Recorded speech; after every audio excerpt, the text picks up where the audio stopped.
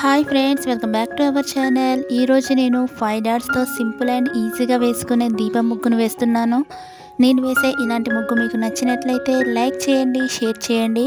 మీలో ఎవరైనా first time నా వీడియో చూస్తున్నట్లయితే సబ్స్క్రైబ్ చేయడం మర్చిపోకండి ఫ్రెండ్స్.